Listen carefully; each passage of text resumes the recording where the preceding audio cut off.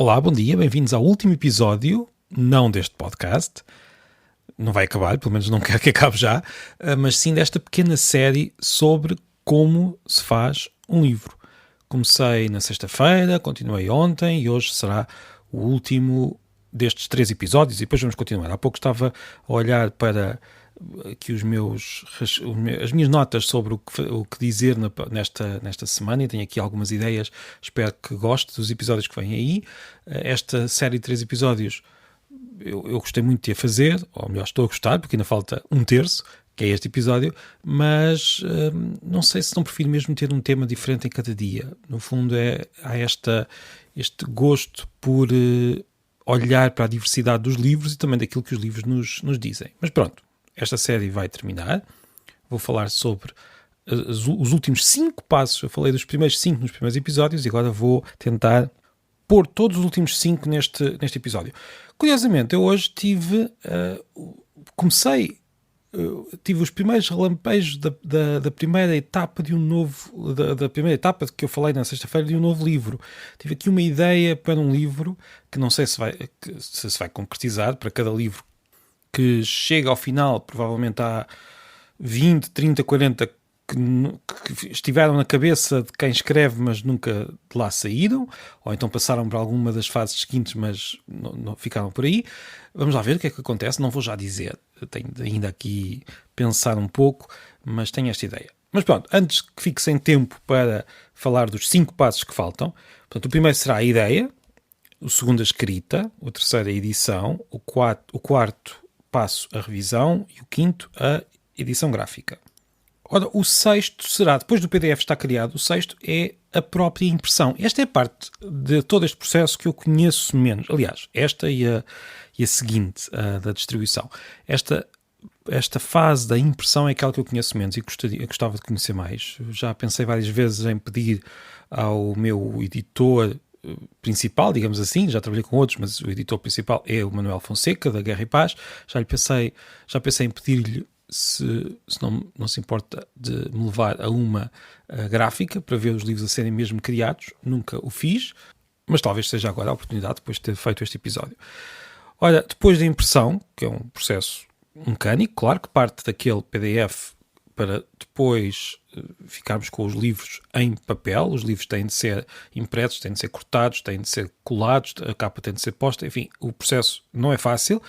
Os livros ficam então armazenados em algum sítio e passamos para a fase seguinte, a 7ª fase nesta divisão que criei, que é a distribuição. Uma fase que nós não pensamos muito nela, quem lê e quem escreve, mas na verdade é muito, muito importante. Os livros têm de sair da gráfica e ir para os sítios onde os leitores os vão encontrar, para as livrarias. Agora também para as papelarias e para os supermercados, mas principalmente para as livrarias. E isto implica que alguém os transporte. Há pessoas que pegam nos livros, põem em carrinhas e vão pelo país fora distribuí-los, pô-los no sítio onde nós depois os encontramos. Também sabemos que é muito comum, começa a ser cada vez mais comum a distribuição ser feita de forma mais individual. As livrarias online estão aí, nós podemos comprar os livros, eles vão ter a nossa casa e é também um processo de distribuição, no fundo, mas é uma distribuição menos, como é que eu ia dizer, menos tradicional, é uma distribuição que vai da editora para o leitor, nem por isso, porque muitas vezes há também uma livraria no meio, mas uma livraria diferente, uma livraria que, em geral, é uma livraria mais concentrada, menos diversa, menos tradicional. Pronto, depois da distribuição, chegamos então à venda, ao processo de venda. Vamos imaginar então numa livraria, e este é o ponto onde os leitores encontram por fim os livros. E as livrarias que nós sabemos que passam por muitas dificuldades, que não são muitas, que estão aí à nossa volta, merecem, claro, uma visita, nem que seja para passar os dedos pelas lombadas para escolher o próximo livro. Há qualquer coisa de aleatório, no bom sentido, na forma como nós por vezes encontramos livros de que não estávamos à procura, que é algo que nós não conseguimos de forma tão, como é que eu ia dizer, tão imprevisível quando estamos à procura de livros num website. Por exemplo, eu compro muitos livros online, mas também gosto muito de ir a livrarias. E a verdade é que numa livraria vou encontrar livros que provavelmente não iria comprar numa livraria online, porque os famosos algoritmos não me levavam até àquele livro, ou então eu já sabia qual é o livro que ia comprar e simplesmente comprei, enquanto numa livraria, claro, vamos sempre passear.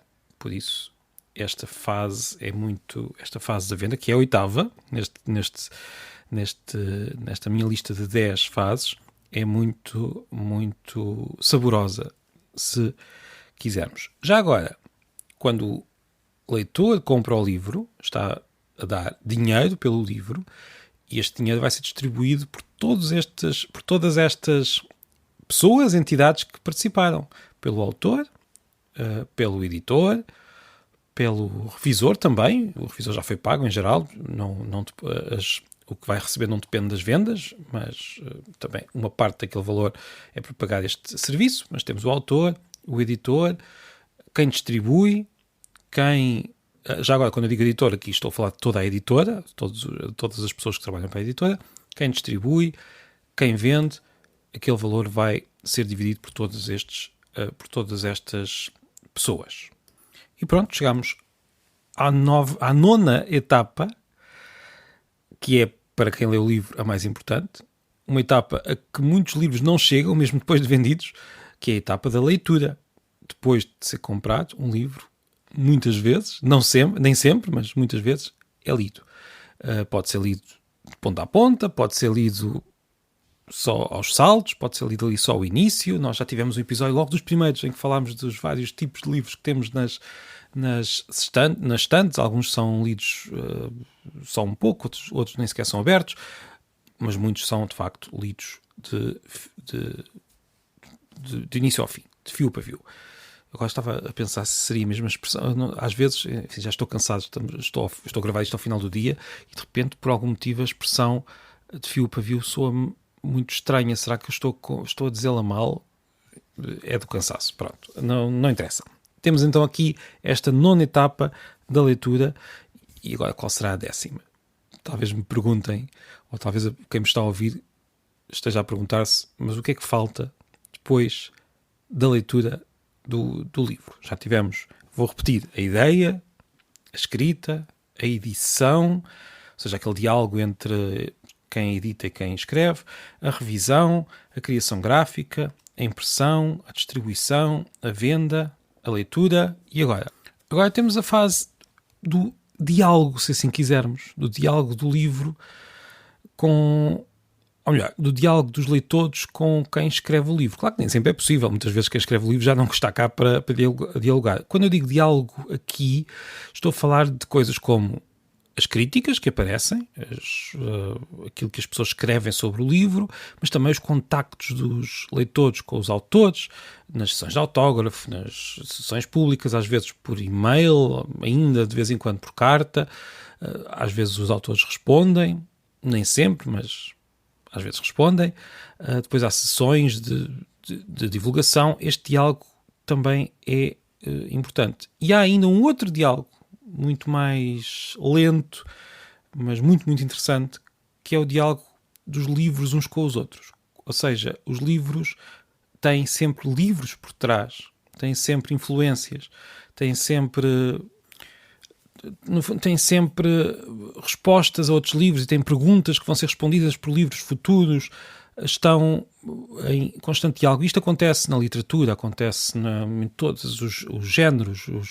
Os filósofos respondem a outros filósofos, os biólogos escrevem para outros biólogos, mas também para o público em geral.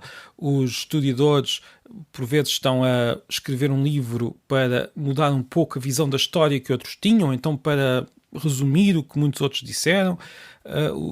Os livros continuam este diálogo pelas épocas fora e nós, leitores, vamos ouvindo esta conversa e vamos também conversando com os livros, e é também parte deste